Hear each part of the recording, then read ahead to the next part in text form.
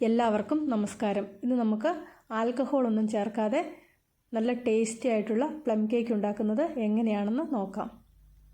ഞാനിവിടെ പറയുന്ന അളവിൽ കേക്ക് ഉണ്ടാക്കുകയാണെങ്കിൽ ഏകദേശം 350 ഗ്രാമിൻ്റെ 2 കേക്ക് ഉണ്ടാക്കിയെടുക്കാൻ പറ്റും. ഇത് കണ്ടില്ലേ, നല്ല സോഫ്റ്റ് ആയിട്ടുള്ള 2 കേക്ക് ഇവിടെ ഉണ്ടാക്കിയിട്ടുണ്ട്. ആൽക്കഹോൾ ഒന്നും ചേർത്തിട്ടില്ലെങ്കിലും നല്ല ടേസ്റ്റാണ് ഇതിനും. ഡ്രൈ ഫ്രൂട്ട്സ് ഒക്കെ ഒന്ന് സോക്ക് ചെയ്ത് വെക്കണം. അതിനുവേണ്ടി കുറച്ച് കാഷ്യൂനട്ട് ചെറുതായിട്ട് അരിഞ്ഞത് എടുത്തു വെച്ചിട്ടുണ്ട്. ഇത് കുറച്ച് ബദാം ചെറുതായിട്ട് മുറിച്ചതാണ്. ഇത് കുറച്ച് ഈന്തപ്പഴം ചെറുതായിട്ട് മുറിച്ചതാണ്. നമുക്ക് എത്ര ചെറുതായിട്ട് മുറിക്കാൻ പറ്റും അത്രയും ചെറുതായിട്ട് മുറിക്കണം. ഇത് കുറച്ച് റൈസിൻസ് ആണ്, അതായത് കറുത്ത മുന്തിരി. ഇത് കുറച്ച് ടൂട്ടി ഫ്രൂട്ടിയാണ്. കുറച്ച് കിസ്മിസ്. നമ്മുടെ വീട്ടിലുള്ള ഏത് ഡ്രൈ ഫ്രൂട്ട്സും ഇതിനു വേണ്ടിയിട്ട് എടുക്കാം. ഇത് കുറച്ച് പഞ്ചസാരയാണ്. ഇതൊരു 1/2 കപ്പിലും താഴെയാണ് പഞ്ചസാര. ഇത് കുറച്ച് വെള്ളത്തിലൊന്ന് അലിയിച്ചെടുക്കണം. ആൽക്കഹോളിന് പകരം ഈ പഞ്ചസാര പാനിയിലാണ് ഈ ഡ്രൈ ഫ്രൂട്ട്സ് ഒക്കെ സോക്ക് ചെയ്ത് വെക്കുന്നത്. 2 മണിക്കൂർ മുതൽ 4 മണിക്കൂർ വരെ ഇതുപോലെ സോക്ക് ചെയ്ത് വെക്കാം. ഞാനിവിടെ ഒരു 2 മണിക്കൂറേ സോക്ക് ചെയ്ത് വെക്കുന്നുള്ളൂ. പഞ്ചസാരയും അതിനെക്കാട്ടും കുറച്ചും കൂടി അളവ് വെള്ളവും കൂടെ ചേർത്ത് ഇത് നന്നായിട്ടൊന്ന് അലിയിച്ചെടുക്കണം. ഒരു നൂൽ പാകം എന്നൊക്കെ പറയുന്ന ആ ഒരു പാകമൊന്നും ആക്കിയെടുക്കേണ്ട ആവശ്യമില്ല. ജസ്റ്റ് ഈ പഞ്ചസാര ഈ വെള്ളത്തിലൊന്ന് നന്നായിട്ട് അലിഞ്ഞു കിട്ടിയാൽ മതി. പഞ്ചസാര പാനി ഏകദേശം ഇവിടെ റെഡി ആയിട്ടുണ്ട്. ഇതുപോലെ ഒന്ന് നന്നായിട്ട് തിളച്ച് വരുമ്പോൾ തീ ഓഫ് ചെയ്യാം. അടുത്തതായിട്ട് ഡ്രൈ ഫ്രൂട്ട്സ് എല്ലാം ഒരു പാത്രത്തിലേക്ക് മാറ്റുന്നുണ്ട്. ഡ്രൈ ഫ്രൂട്ട്സ് എല്ലാം ഒന്നിച്ചിട്ട് ഒരു പാത്രത്തിലാണ് സോക്ക് ചെയ്തെടുക്കുന്നത്. അതുപോലെ റൈസിൻസ് എടുക്കുമ്പോൾ കുരു ഉണ്ടെങ്കിൽ അതൊന്ന് കുരു നീക്കിയതിന് ശേഷം സോക്ക് ചെയ്യാൻ വേണ്ടി ഇടാം. എങ്കിൽ കഴിക്കുമ്പോൾ കുറച്ചും കൂടെ സൗകര്യമായിരിക്കും. ഡേറ്റ്സ് ഇവിടെ അരിഞ്ഞെടുത്തത് കുറച്ച് കൂടുതലാണ്. അത് മുഴുവൻ ഇതിലേക്ക് ചേർക്കുന്നില്ല. എല്ലാ ഡ്രൈ ഫ്രൂട്ട്സും ഏകദേശം ഒരേ അളവിലാണ് ഇവിടെ ചേർത്ത് കൊടുത്തിരിക്കുന്നത്. അടുത്തതായിട്ട് ഇതിലേക്ക് പഞ്ചസാരപ്പാനി ചേർത്ത് കൊടുക്കാം. പഞ്ചസാരപ്പാനിയുടെ ആ വലിയ ചൂടൊന്ന് മാറിയതിന് ശേഷം വേണം ചേർത്ത് കൊടുക്കാൻ. അലിയിച്ചെടുത്ത പഞ്ചസാരപ്പാനി മുഴുവൻ ഇതിലേക്ക് ചേർത്ത് കൊടുക്കുന്നുണ്ട്. ഇതുപോലെ 2-3 മണിക്കൂർ വെക്കാം.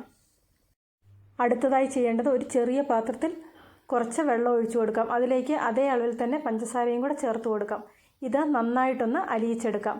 ഇത് നന്നായിട്ട് അലിഞ്ഞു വരുമ്പോൾ കുറച്ച് ഓറഞ്ചിൻ്റെ തൊലി അരിഞ്ഞു വെച്ചിട്ടുണ്ട്, അതും കൂടി ഇതിലേക്ക് ചേർത്ത് കൊടുക്കാം. ഓറഞ്ചിൻ്റെ തൊലി മുറിക്കുമ്പോൾ എത്ര ചെറുതായിട്ട് മുറിക്കാം അത്രയും ചെറുതായിട്ടൊന്ന് മുറിച്ചെടുക്കണം. ഗ്രേറ്റ് ചെയ്ത് എടുത്താലും മതി.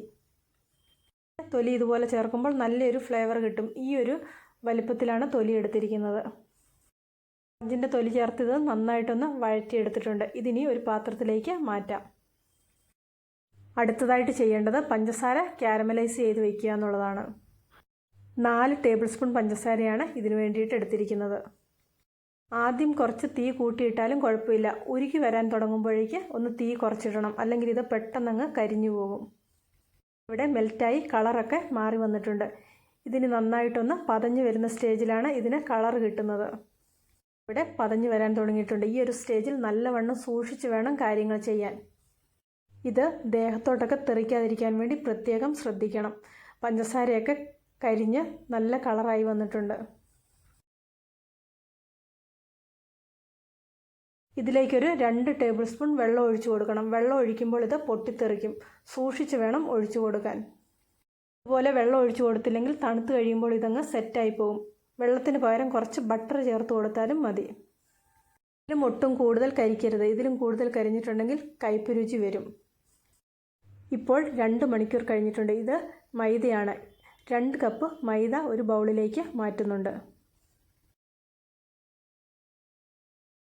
അടുത്തതായിട്ട് ഇതിലേക്ക് 1 സ്പൂൺ ബേക്കിംഗ് പൗഡറും കൂടെ ചേർത്ത് കൊടുക്കാം. ബേക്കിംഗ് പൗഡർ നന്നായിട്ടൊന്ന് മിക്സ് ചെയ്ത് കൊടുക്കണം. ബേക്കിംഗ് പൗഡർ എടുക്കുമ്പോൾ അധികം പഴകാത്ത ബേക്കിംഗ് പൗഡർ നോക്കി വേണം എടുക്കാൻ. ഒരുപാട് പഴയതൊക്കെ ആണെങ്കിൽ കേക്ക് നല്ല സോഫ്റ്റായിട്ട് വരില്ല.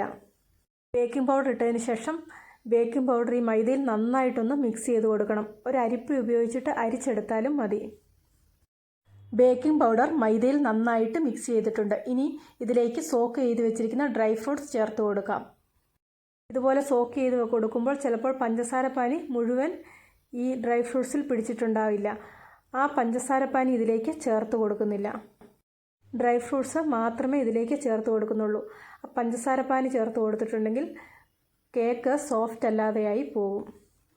അതായത് കേക്ക് ഉണ്ടാക്കുമ്പോൾ ഒരു തരി വെള്ളം പോലും കേക്കിൻ്റെ ഒരു മിക്സിലും ഉണ്ടാകാൻ പാടില്ല. കേക്കിന് വേണ്ടിയിട്ട് ഉപയോഗിക്കുന്ന പാത്രങ്ങളിലും ഈ കാര്യം ശ്രദ്ധിക്കണം. ഇതുപോലെ ഡ്രൈ ഫ്രൂട്ട്സ് ഒക്കെ മൈദയിൽ കോട്ട് ചെയ്ത് വെച്ചിട്ടുണ്ടെങ്കിൽ ഉണ്ടാക്കുന്ന സമയത്ത് ഫ്രൂട്ട്സ് അടിയിലേക്ക് താന്നു പോകാതെ ഇരിക്കും. കേക്കിൻ്റെ എല്ലാ ഭാഗത്തും ഒരുപോലെ ഡ്രൈ ഫ്രൂട്ട്സ് വരും. ഇത് 1/4 കപ്പ് പഞ്ചസാരയാണ്. നേരത്തെ ഡ്രൈ ഫ്രൂട്ട്സിൽ കുറച്ച് പഞ്ചസാര ഇട്ടതുകൊണ്ടാണ് ഈ അളവിൽ പഞ്ചസാര ചേർത്ത് കൊടുക്കുന്നത്. ഇത് നന്നായിട്ടൊന്ന് പൊടിച്ചെടുക്കാം. 100 ഗ്രാമിൻ്റെ ബട്ടറാണ്. ഇത് ഒരു പാക്കറ്റ് ഇതിലേക്ക് എടുക്കുന്നുണ്ട്. പഞ്ചസാര ഇവിടെ ഒരു ബൗളിലേക്ക് മാറ്റുന്നുണ്ട്. ഇത് 1/2 കപ്പ് വെജിറ്റബിൾ ഓയിലാണ്. ഇതും കൂടി ഇതിലേക്ക് ചേർത്ത് കൊടുക്കാം. വെജിറ്റബിൾ ഓയിൽ ചേർക്കണമെന്ന് നിർബന്ധമില്ല. ഇതിന് പകരം ബട്ടർ ചേർത്ത് കൊടുക്കാം. അങ്ങനെയാണെങ്കിൽ 150 ഗ്രാം ബട്ടർ ചേർക്കണം. ഇവിടെ 100 ഗ്രാം ബട്ടറും 50 ഗ്രാം വെജിറ്റബിൾ ഓയിലുമാണ് ചേർത്ത് കൊടുത്തിരിക്കുന്നത്. ഹാൻഡ് മിക്സർ ഉള്ളവർക്ക് ഇത് ഹാൻഡ് മിക്സർ കൊണ്ട് മിക്സ് ചെയ്തെടുക്കാം. അതിൻ്റെ ആവശ്യമൊന്നുമില്ല. അതുകൊണ്ടാണ് ഞാനിത് ഒരു വിസ്ക് ഉപയോഗിച്ച് മിക്സ് ചെയ്ത് കാണിക്കുന്നത്. ഹാൻഡ് മിക്സർ കൊണ്ട് മിക്സ് ചെയ്യുമ്പോൾ പെട്ടെന്നൊന്ന് മിക്സ് ചെയ്യാമെന്ന് മാത്രമേ ഉള്ളൂ. അതില്ലാത്തവർക്ക് ഇതുപോലെ വിസ്കോ സ്പൂണോ ഉപയോഗിച്ച് ബട്ടറും പഞ്ചസാര പൊടിച്ചതും കൂടെ നന്നായിട്ടൊന്ന് മിക്സ് ചെയ്തെടുക്കാം. അടുത്തതായിട്ട് ഇതിലേക്ക് ചേർക്കുന്നത് 4 മുട്ടയാണ്. മുട്ടയുടെ വലിപ്പത്തിനനുസരിച്ച് അളവിൽ കുറച്ച് വ്യത്യാസം വരും. ഇത് കുറച്ച് വലിയ മുട്ടയായിരുന്നു. ഇതിൽ 2 ഉണ്ണി ഉണ്ടായിരുന്നു. ബാക്കി 3 മുട്ടയും കൂടി ഇതിലേക്ക് പൊട്ടിച്ച് ചേർക്കാം.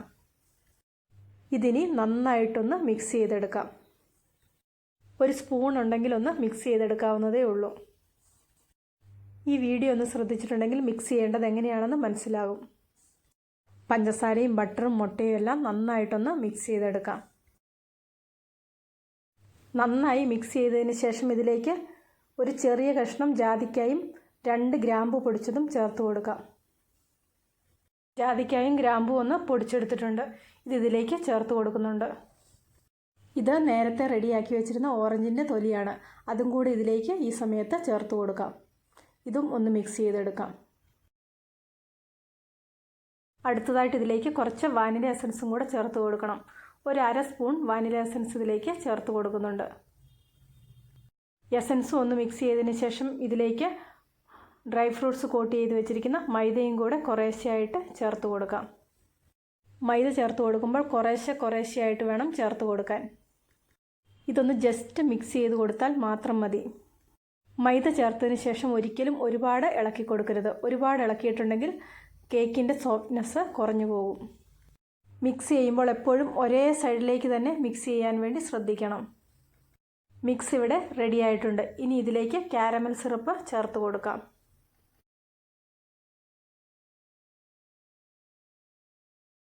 നേരത്തെ ഉണ്ടാക്കി വെച്ചിരുന്ന കാരമൽ സിറപ്പാണ്. ഇതൊന്ന് തണുത്ത് വന്നിട്ടുണ്ട്. തണുത്ത് വരുമ്പോൾ ഇതുപോലെ കുറുകി വരും. ഇതിലേക്ക് 2 സ്പൂൺ വെള്ളം ഒഴിച്ചു കൊടുത്തിട്ടുണ്ടായിരുന്നു. ഇതുപോലെ വെള്ളം ഒഴിച്ചു കൊടുത്തില്ലെങ്കിൽ ഇത് കട്ടയായിട്ട് പോകും. കാരമൽ സിറപ്പ് ആദ്യം തന്നെ ഉണ്ടാക്കി വെക്കാൻ വേണ്ടി ശ്രദ്ധിക്കണം. ചൂടോടുകൂടെ ഒരിക്കലും കേക്ക് മിക്സിലേക്ക് കാരമൽ സിറപ്പ് ചേർത്ത് കൊടുക്കരുത്. കാരമൽ സിറപ്പ് ചേർത്തതിന് ശേഷം ഇതൊന്ന് നന്നായിട്ട് മിക്സ് ചെയ്ത് കൊടുക്കാം. ഉണ്ടാക്കി വെച്ചിരിക്കുന്ന മുഴുവൻ കാരമൽ സിറപ്പ് ഇതിലേക്ക് ചേർത്ത് കൊടുക്കുന്നുണ്ട്. എങ്കിൽ മാത്രമേ ആ കറക്റ്റായിട്ടുള്ള കളർ കിട്ടുകയുള്ളൂ. മുഴുവൻ കാരമൽ സിറപ്പ് ഇതിലേക്ക് മിക്സ് ചെയ്ത് എടുത്തിട്ടുണ്ട്. ഇനി ഇത് ഒരു കേക്ക് ഡിഷിലേക്ക് മാറ്റാം. കേക്ക് ഒരു പ്രഷർ കുക്കറിലാണ് ബേക്ക് ചെയ്തെടുക്കുന്നത്. അതിനു വേണ്ടിയിട്ട് ഒരു പഴയ പ്രഷർ കുക്കറാണ് എടുത്തിരിക്കുന്നത്. ബേക്ക് ചെയ്യാൻ വേണ്ടി എപ്പോഴും പഴയ പ്രഷർ കുക്കർ വേണം എടുക്കാൻ. ഒരു കേക്ക് ഡിഷിലേക്ക് കുറച്ച് ബട്ടർ തടവി കുറച്ച് മൈദയും ഇട്ട് എല്ലാ ഭാഗത്തും ആക്കിയെടുക്കാം. ബാക്കി വരുന്നത് വേറൊരു പാത്രത്തിലേക്ക് മാറ്റാം. ഡിഷ് ഇവിടെ റെഡി ആയിട്ടുണ്ട്. ഇനി ഇതിലേക്ക് മിക്സ് ചെയ്ത് വെച്ചിരിക്കുന്ന കേക്കിൻ്റെ ബാറ്റർ പകുതിയിലും കുറച്ചും കൂടെ കൂടുതൽ ഒഴിച്ചു കൊടുക്കുന്നുണ്ട്. കുറച്ചും കൂടെ പൊക്കമുള്ള കേക്ക് ഡിഷാണെങ്കിൽ ഇത് ഒരു പ്രാവശ്യം കൊണ്ട് ബേക്ക് ചെയ്തെടുക്കാം. ഇവിടെ 2 ചെറിയ കേക്കാണ് ഉണ്ടാക്കുന്നത്. ബാറ്റർ ഇതുപോലെ ഒന്ന് ചെറുതായിട്ട് തട്ടിക്കൊടുക്കാം. അടുപ്പത്ത് വെച്ച പ്രഷർ കുക്കർ ഇവിടെ നന്നായിട്ട് ചൂടായി വന്നിട്ടുണ്ട്. പ്രഷർ കുക്കറിനകത്തേക്ക് കേക്കിൻ്റെ ബാറ്റർ മാറ്റിയിട്ടുണ്ട്. ഇതിനി ഒന്ന് അടച്ചു വെക്കാം. ഇങ്ങനെ ചെയ്യുമ്പോൾ പ്രഷർ കുക്കറിൻ്റെ അടപ്പിലുള്ള വെയിറ്റും ഗ്യാസ്കറ്റും ഒക്കെ എടുത്തു മാറ്റണം. രണ്ടാമത്തെ കേക്കും ഇതുപോലെ ഒരു പഴയ പ്രഷർ കുക്കറിലേക്ക് ബേക്ക് ചെയ്യാൻ വേണ്ടി വെക്കുന്നുണ്ട്. ആദ്യം ഒരു 5 മിനിറ്റ് തീ കൂട്ടിയിട്ടതിന് ശേഷം ഒരു 20 മിനിറ്റ് തീ കുറച്ചിട്ടിട്ടുണ്ടെങ്കിൽ കേക്ക് റെഡിയായിട്ട് കിട്ടും.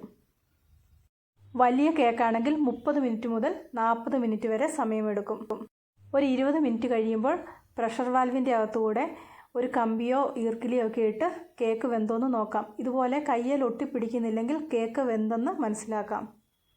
കേക്ക് ഇവിടെ റെഡി ആയിട്ടുണ്ട്. എല്ലാവരും ഒരു പ്രാവശ്യം ഇതുപോലെ ഒന്ന് ഉണ്ടാക്കി നോക്കുക. ആൽക്കഹോൾ ഉപയോഗിക്കാൻ ഇഷ്ടമില്ലാത്തവർക്ക് ഈ ഒരു രീതിയിൽ ക്രിസ്മസിന് പ്ലം കേക്ക് ഉണ്ടാക്കിയെടുക്കാം. നല്ല സോഫ്റ്റും ടേസ്റ്റിയുമായിട്ടുള്ള പ്ലം കേക്ക് ഇവിടെ റെഡി ആയിട്ടുണ്ട്. എല്ലാവരും ഒരു പ്രാവശ്യം ഇതുപോലെ ഒന്ന് ഉണ്ടാക്കി നോക്കുക. നിങ്ങൾക്ക് ഇത് നന്നായിട്ട് ഇഷ്ടപ്പെടും.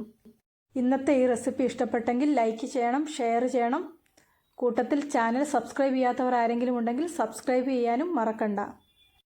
സബ്സ്ക്രൈബ് ബട്ടൺ ക്ലിക്ക് ചെയ്യുമ്പോൾ റൈറ്റ് സൈഡിലായിട്ട് ഒരു ബെല്ലൈക്കൺ വരും. അതിലെ ഓൾ എന്ന ഓപ്ഷനും കൂടി ആക്ടിവേറ്റ് ആക്കിയിട്ടുണ്ടെങ്കിൽ മാത്രമേ ഞാനിടുന്ന ഓരോ വീഡിയോയുടെയും നോട്ടിഫിക്കേഷൻ നിങ്ങൾക്ക് ലഭിക്കുകയുള്ളൂ. പുതിയൊരു വീഡിയോയുമായിട്ട് വീണ്ടും കാണാം.